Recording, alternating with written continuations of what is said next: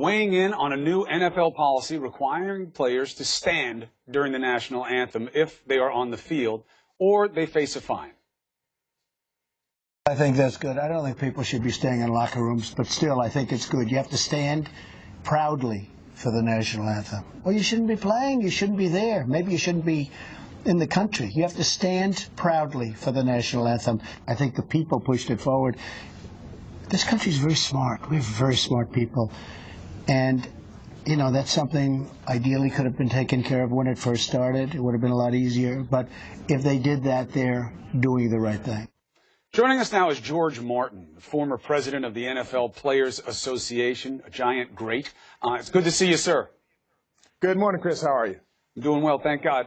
George, if you don't want to stand for the anthem, get the hell out. Get out of the league. Get out of the country. What do you think of that? Well, I think it goes against our whole principle of the Constitution, and I think the forefathers, as they framed it, gave us the right to stand up and protest, and that's something that should not be challenged and shouldn't be short-circuited. I don't think that you can mandate or you can require someone to be patriotic. It is either in them or not, and I somewhat disagree with the premise. Although having played 14 years in the NFL, I always stood for and stood proudly for the anthem, and my dad served in World War II, and I respect the American flag, but at the same time, I respect our right to protest. Negotiating with North Korea is clearly the tightest of tightropes to walk, and unfortunately, instead of a professional tightrope walker, Trump has brought in a big old walrus, specifically this big old walrus, John Bolton, the brand new National Security Advisor, who's been appearing on TV making a pretty alarming statement. Is it a requirement that Kim Jong-un agree to give away those weapons before you give any kind of concession? I think that's right. I think we're looking at the Libya model of 2003, 2004. Yes, the Libya model. Now, that may not sound like much to you, but Bolton bringing up Libya is literally the worst thing he could have said in this situation. It's like if your wife says, "Do these jeans make me look fat?" and you say, "I'm fucking the babysitter." Anything would be better than that for dictators like Kim Jong-un. And let us begin with the biggest story of the week, which once again concerned President Trump. Two words that continue to sound revolting together, like viscous discharge or moist stockings. The president made news on Tuesday with a startling decision. Breaking news. President Trump has just fired the embattled FBI Director James Comey. Surprise, everyone! Do you remember normal weeks? Because I don't remember what they felt like. And while most now have condemned Weinstein's behaviour, incredibly, some initially tried to defend him, from Oliver Stone, whose first response was, "It's not easy what he's going through," to longtime friend Donna Karan, who took an incredible tack. How do we display ourselves? How do we present ourselves as women? What are we asking? Are we asking for it? It's not Harvey Weinstein. You look at everything all over the world today, you know, and how women are dressing and, you know, what they're asking by just presenting themselves the way they do. Excuse me? One, that is absolutely appalling. And two, how would Donna Karan know how women are dressing right now? It's not 1993. Her most recent work included this hat. Well, howdy there, Your Excellency, if it ain't Pius the Kid, the cowboy pope. Now, this new plan gives ICE agents much greater latitude in who they can pursue and deport, and it includes hiring 15,000 new Border Patrol and immigration officers, which might actually be difficult, as they've already had so much trouble finding qualified applicants. There are currently around 2,000 vacancies. It seems immigration agents is the hardest job to fill, right after personal assistant to Mariah Carey. I want a limo for my dog and mirrors that make me look like it's 1997. Go get me them. Now, honestly, it was an uplifting demonstration of quintessentially British defiance, because the British people are never going to let terror change their way of life. And if you need proof of this, just look at this footage of people being evacuated from the scene. You see that one guy there? He refused to leave his pint of beer behind. That is a one-man walking, keep calm and carry on poster.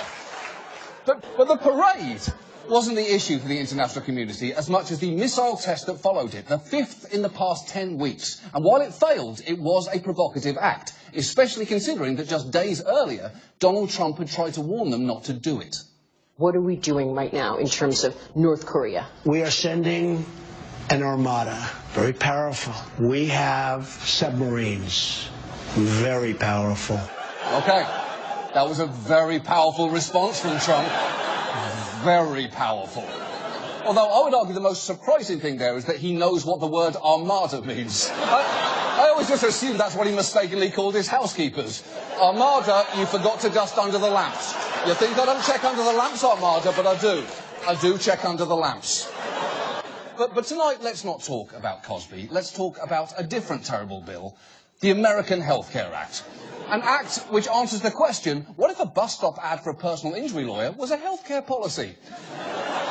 This has been somewhat buried by other news, but Senate Republicans have been quietly working on a new version of the bill, a task complicated slightly by a surprising new critic.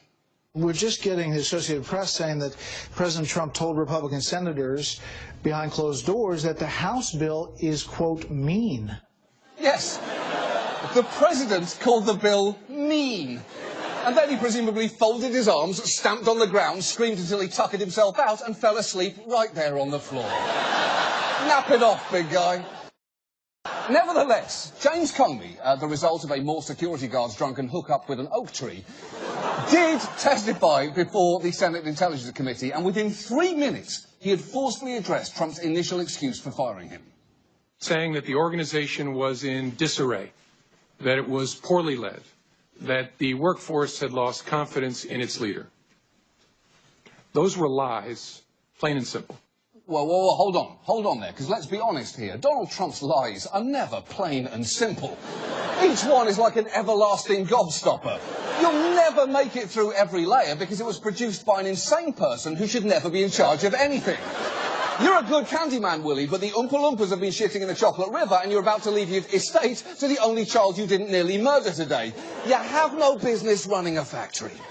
But, you know, that was on Friday, and Trump was leaving at the end of what the White House had dubbed American Dream Week, which Trump chose to mark by demeaning as many American institutions as he possibly could, beginning with this. After that political speech to the Boy Scouts last week, the president told the Wall Street Journal the head of the Boy Scouts personally called him to say it was the greatest speech that was ever made to them, and they were very thankful. But actually, the speech angered so many, the Boy Scouts were forced to issue an apology. And yesterday they said there was no phone call. Okay, so let me get this straight. Trump showed up, said a bunch of crazy shit, then lied to make himself look good. I'm honestly not sure why the Boy Scouts are so upset. If you book Trump, you get Trump. You can't book Gallagher and then suddenly complain when you go home covered in melon juice. If you're not familiar with his act by now, it's kind of on you. Now, the last few weeks have been frantic. Trump's nominated a Supreme Court justice and issued 24 executive orders and memoranda, one of which, the notorious travel ban, has been smacked down repeatedly in court, to which he tweeted nonsensically, "See you in court." He also somehow failed to mention Jews in the Holocaust Remembrance Statement, used the National Prayer Breakfast to make fun of Arnold Schwarzenegger's ratings on The Celebrity Apprentice, and Twitter bullied the Mexican president into cancelling his visit to the US. And that is just the tip of the shitberg. It has been so busy, it's gotten to the point where the most terrifying sound is your phone buzzing with a news alert. I hate to say this, but I actually found myself at one point saying, "Oh, thank God, it's just that Mary Tyler Moore's dead." Oh, that is a massive relief.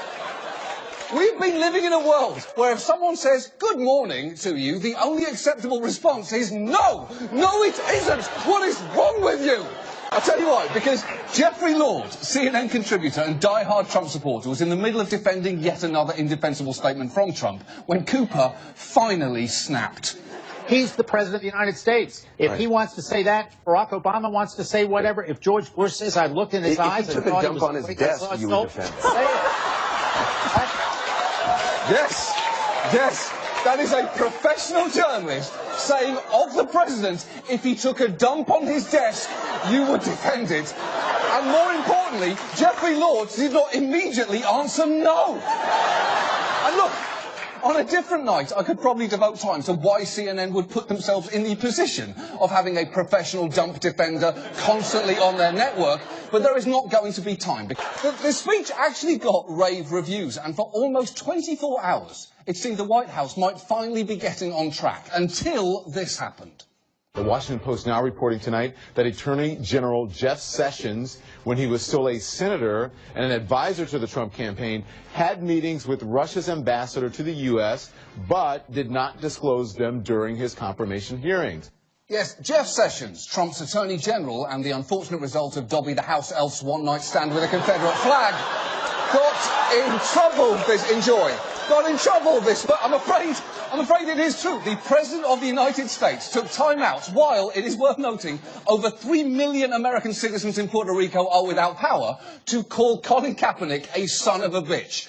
Kaepernick's own mother, incidentally, magnificently responding, "Guess that makes me a proud bitch." And that was one of many eye-catching responses to Trump, including Bills running back LaShawn McCoy tweeting, "It's really sad, man, ... our president is an arsehole." Meanwhile, many more players took a knee this afternoon, and even NFL Commissioner Roger Goodell denounced the president's comments. And when you have lost the moral high ground to Roger fucking Goodell, something is horribly wrong. And we begin tonight with the Trump White House, the only home in America where the next occupant will have to ask, what's the best way to get cum stains out of Abe Lincoln's ghost? Now, yeah, we're back. It was another big week. It was another big week for the Trump administration. They got 3 American detainees out of North Korea, which was great. They pulled out of the Iran deal, which may turn out to be catastrophic. John Kelly said immigrants lack the skills to assimilate, which is ironic coming from someone with the surname Kelly.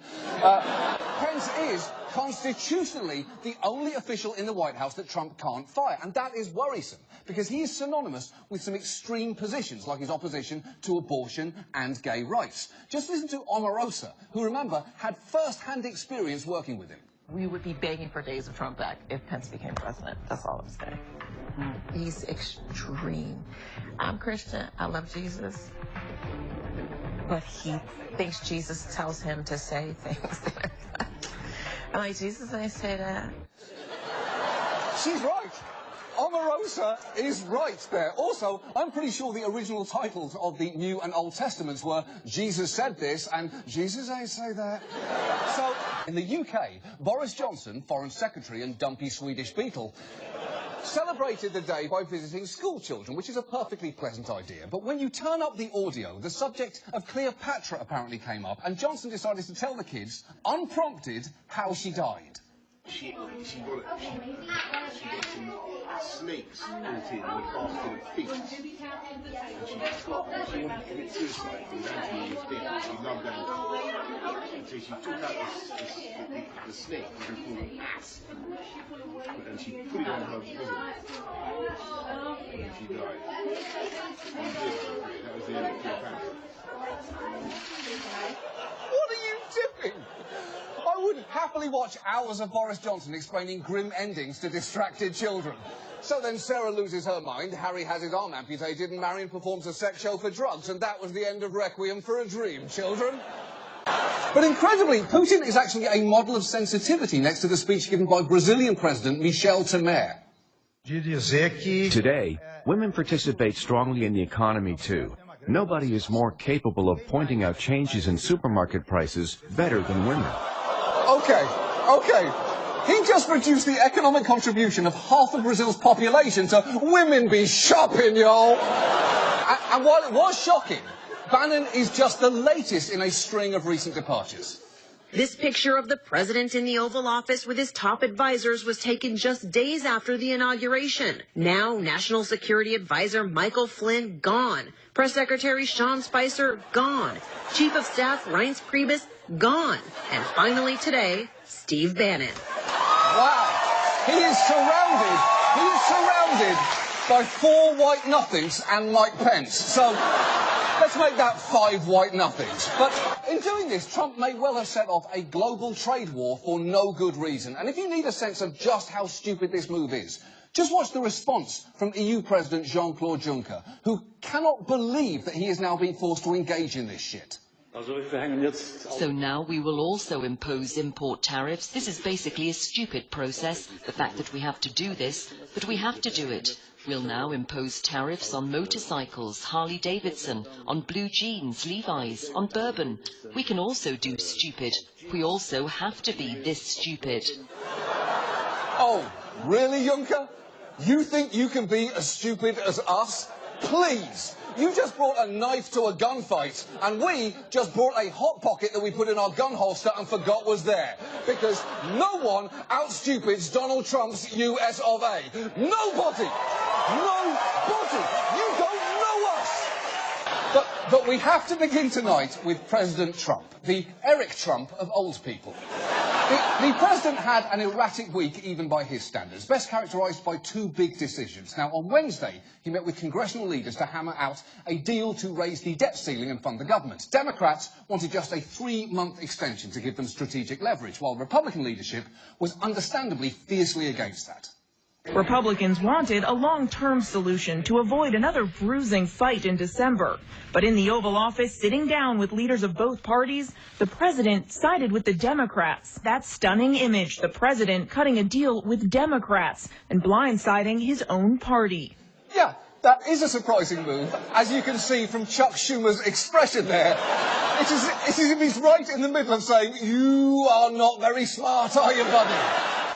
And that Paterno line would have been the craziest thing Scaramucci had said this week, until this. White House Communications Director Anthony Scaramucci unloaded on Chief of Staff Reince Priebus, calling him an expletive, paranoid schizophrenic, a paranoiac. And this was the most disgusting thing he said. I'm not Steve Bannon. I'm not going to blank my own blank. Suck my own cock. Scaramucci said, I'm not Steve Bannon. I'm not trying to suck my own cock. That's what he said to a reporter on the record. There was just no point in anyone being coy about this anymore. And there were also quieter but no less alarming moments, like when he explained how hard he's been fighting to bring clean coal back without appearing to understand what that actually is. It's just been announced that a second brand new coal mine where they're going to take out clean coal, meaning they're taking out coal, they're going to clean it, is opening in the state of Pennsylvania. Listen, is it possible that Trump is well versed in and is referring to flue gas desulfurization, fluidized bed combustion and selective catalytic reduction? Sure, it's possible, but let's agree it's considerably more likely that he thinks you just take a bunch of coal and scrub-a-dub it with a big old sponge. Oh, yeah, that's right. I'm saying the president fundamentally doesn't understand what he's talking about, and you know what that means. We got it! The news surrounding Trump this week was dominated by the bombshell that dropped on Monday. Huge developments unfolding in Washington this hour after special counsel unveiled the first charges in his investigation into Russian interference in the American election. Yes, it's finally happening. The first charges in the ongoing scandal that we've been calling Stupid Watergate. A story that, like Watergate, could well end up toppling democracy, but only because one of these idiots slipped on a banana peel, yelled something stupid like, uh-oh, spaghetti-o, and accidentally knocked democracy over. Those kids have already announced a march next month, and in doing so, they are challenging adults to participate in a real conversation about gun violence. But they will be up against it. Because when one adult was asked this morning about whether Republicans would take notice of these kids' concerns about guns, this was his response. We have a culture thing here that we're not discussing. I mean, when I grew up, it was Andy Griffith, and you never had school shootings, and we still had prayer in school. And we drove to school with guns in the car. I say we. I would see students that did that. Today, we're in a different time when not the media, but movie industry, the rap industry, radio in general talks about these things that are common now. And we have almost desensitized it. Now we have to worry about kids eating Tide Pods instead of discipline. What? I call BS on that. There are so many things wrong there, from the rap industry to the Tide Pods. Unfortunately, the current occupant is this guy, and even after a few hours to think about it, the best he could do was squeeze in this response before a bill signing. We condemn in the strongest possible terms this egregious display of hatred, bigotry, and violence on many sides. On many sites. Wait, on many sites? This was a white nationalist rally. You have to call that out by name. There honestly aren't many instances in modern American politics where you can honestly think that guy really should have mentioned the Nazis, but this is emphatically one of them. It's like a reverse Godwin's law. If you fail to mention Nazism, you lose the argument. Now, the National Party's defence is that they didn't use Eminem. They used a different song. It was revealed in court the name of the song used by National was Eminem-esque. It's true. The track they used is literally called Eminem-esque. And if you are going to rip off someone else's work, maybe don't include the name of the person you're ripping off.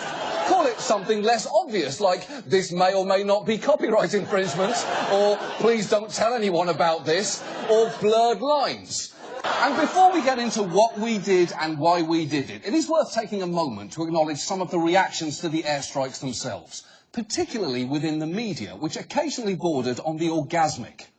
We see these beautiful pictures at night from the decks of these two U.S. Navy vessels in the Eastern Mediterranean. I am tempted to quote the great Leonard Cohen, "I'm guided by the beauty of our weapons." And they are beautiful pictures of fearsome armaments. What are you talking about? It's a little ironic to see Brian Williams on MSNBC talking about the beauty of our weapons, because that is not a phrase anyone would use if they had, for instance, ever been in a helicopter that was hit by ground fire.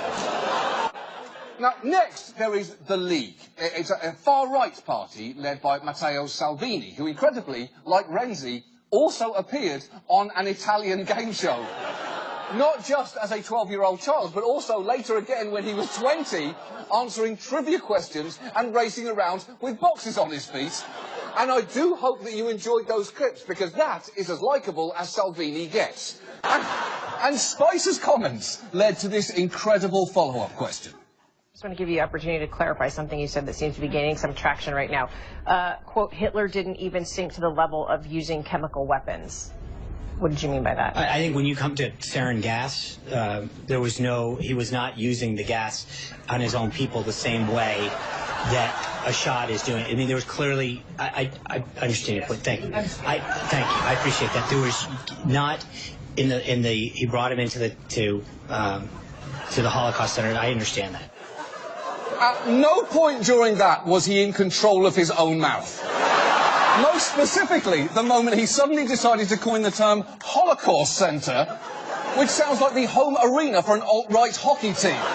But specifically, this story is about how we increasingly solve crimes using forensic evidence. It's that thing that is just a staple of TV crime shows.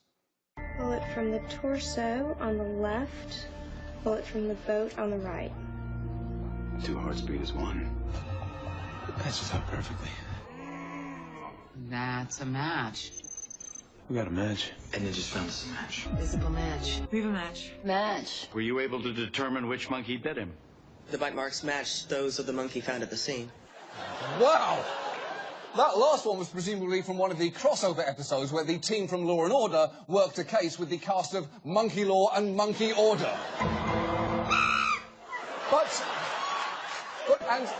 And if you are thinking that Trump made an extra effort to smooth things over, you would be wrong, because watch what happened when the media at a photo op made a very routine request.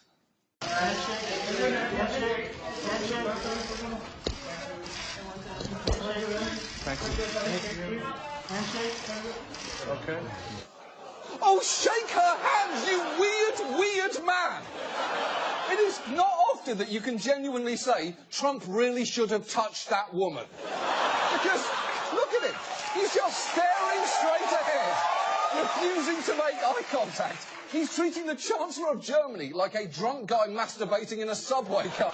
Now, combating America's opioid crisis was one of Trump's central campaign promises, but I have to say, a lot of his solutions were underwhelming, including one of the key announcements on Thursday.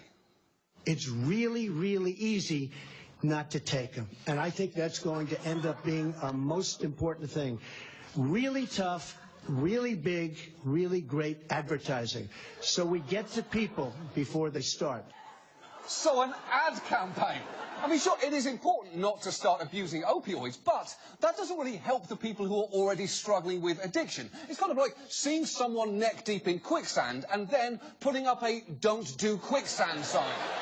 Also, the whole... But there were many questions this week surrounding Nunes, a man who looks like the guy every 13-year-old wishes her mom would stop dating.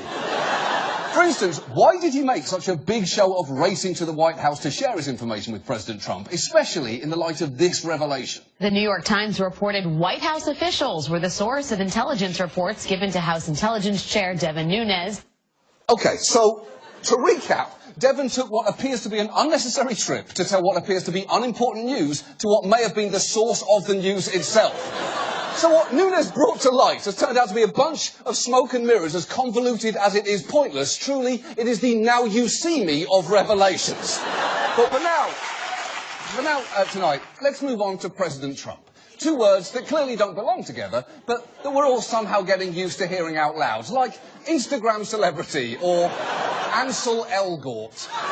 Now, you may remember back in May, Trump suggested on Twitter that he may have tapes of his conversations with deposed FBI director and Slenderman alter ego, James Comey. Well, hey, the $5,000 you won is not finalized yet.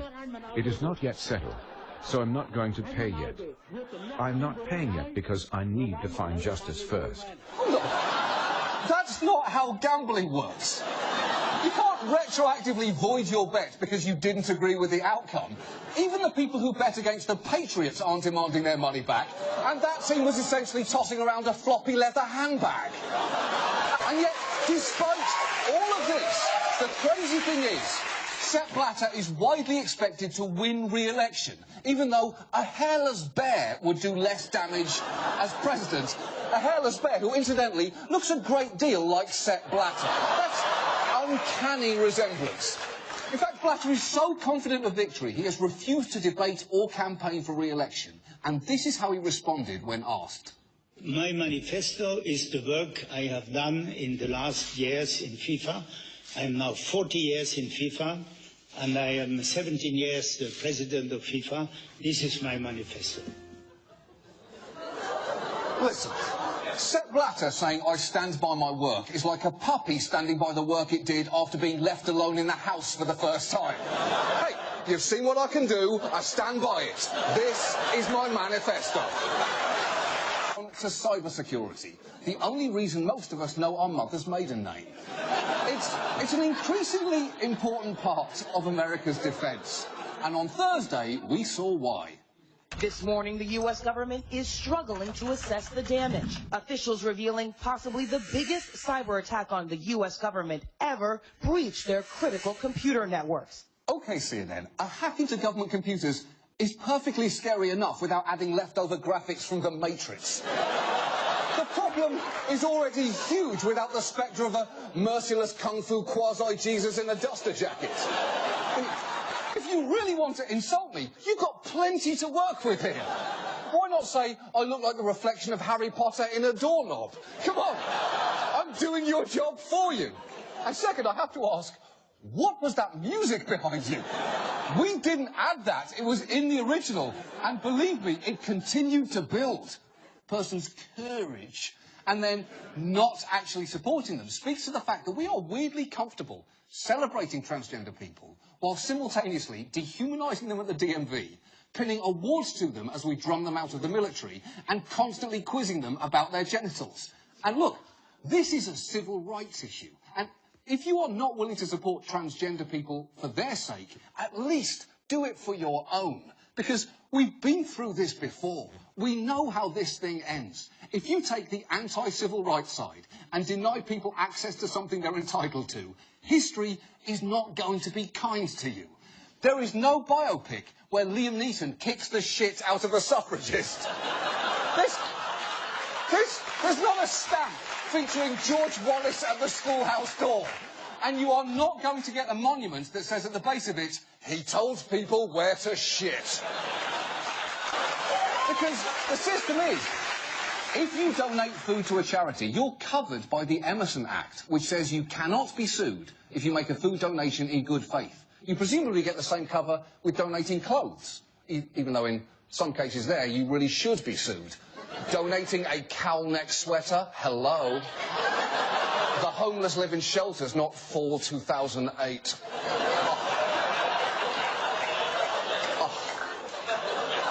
And look, I'm not saying lobsters don't deserve recognition from our government, because they absolutely do. Although, do they? That's not the point, though. That's not the point. The point is, this bill represents the bare minimum of not being discriminated against. And this should be what represents the threshold of true gay tolerance, not whether or not you would consider attending a gay wedding. So we actually reached out to every single presidential candidate from both parties and asked them, would you support passage of a federal law or laws that prohibit discrimination based on sexual orientation and gender identity, specifically in the areas of employment, housing, public accommodations and access to credit? It's not a complicated question. It's a long question, yes, but it's not a complicated one. But only 4 campaigns got back to us. Lincoln Chafee and Martin O'Malley said yes, they would. But to be honest, I think they were just happy anyone had asked them anything. But wait, it gets better. As backlash to this app started to spread this week, in what I'm sure is a complete coincidence, one of the app's founders took to Facebook to ask, anyone know how to prevent people from posting on the comments of a company Facebook page? That's right. The creator of an app that would allow people to give each other unsolicited criticism wants to block unsolicited criticism. She is opposed to the very core of her own idea. It's like if the CEO of Airbnb hated sleeping on strangers' semen. It would make no sense. That's what his business is. And lastly tonight, we move on to China, a 3.7 million square mile panda fuck pad. China is one of the largest countries on Earth, and in recent years, they've seemingly been trying to get even larger. Satellite photos of China gaining ground. Island building to cement its claim over disputed territories in the South China Sea. Whichever country plants their flags on these islands and reefs could control considerable resources. It's also one of the world's busiest shipping lanes, with over 10 million barrels of oil moving through the South China Sea each day. It's true, China is building man-made islands to claim territory, despite several other countries also claiming those islands. Although, to be honest, I'm pretty sure they are all...